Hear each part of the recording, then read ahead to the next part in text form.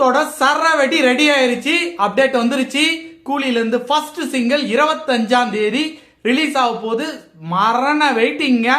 செம்ம அதிர போகுது. எல்லாமே கதற போறாங்க. அந்த அளவுக்கு வந்து பாத்தீங்கன்னா செம்ம மாசா வந்து செம்மையா அந்த சிங்கிள் வந்து ஆல்ரெடி வந்து ஒரு லைன் 2 லைன் வந்துருச்சு.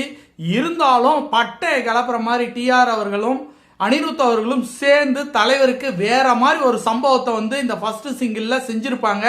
அந்த ஃபர்ஸ்ட் சிங்கிளுக்காக பயங்கரமான தீவிரமான வெயிட்டிங் தலைவர் ஃபேன்ஸ்.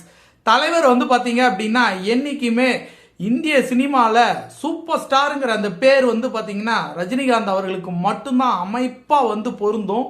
கிட்டத்தட்ட 50 வருஷம் தமிழ் சினிமா வந்து ஆண்டிட்டாரு. 30 வருஷம் சூப்பர் ஸ்டாரா இருந்துட்டாரு. 74 வயசுல வந்து பாத்தீங்க அப்படின்னா இன்னைக்கும் ஹீரோவா நடிச்சிட்டு இருக்காரு. இன்னைக்கும் மிகப்பெரிய இண்டஸ்ட்ரியல், அதாவது சினிமாவோடைய மொத்த வசூல் இருக்கு இல்லைங்களா, அது அத்தனையுமே வந்து வேற லெவல்ல கொண்டு போற அளவுக்கு ஒரு பலம் வாய்ந்த ஒரு ஹீரோ யார் அப்படின்னு பாத்தீங்கன்னா நம்ம தலைவர் சூப்பர் ஸ்டார் தான். சூப்பர் ஸ்டாரோட கூலி படத்தோட சிங்கிள் வரப்போகுது.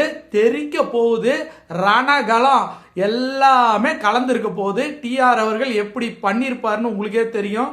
சிங்கு சிக்கான் சிங்கு சிக்கான் சிங்கு சிக்கான் வேற லெவலா இருக்க போகுது. வெயிட் பண்ணி பாக்குறோம். அதாவது என்ன சொல்றது அப்படின்னா இந்த கூலி வந்து 1000 கோடி அடிக்கும் 1000 கோடி அடிக்கும்னு எல்லாருமே சொல்லிட்டாங்க. அதுக்காக ஒர்த்து இருக்கா அப்படின்னா 100க்கு 200% ஒர்த் இருக்குங்க.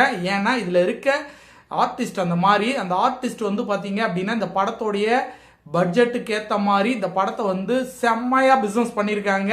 இதுவரை உலக அளவுல தமிழ் சினிமா எட்டாத உயரத்தை வைத்து கூலி வந்து எட்டி இருக்கு. இன்னும் மிகப்பெரிய பெரிய பெரிய பெரிய வசூல் எல்லாம் காத்துக்கிட்டு இருக்கு. ஃபர்ஸ்ட் சிங்கிள் வரட்டும், அதுக்கப்புறம் வச்சு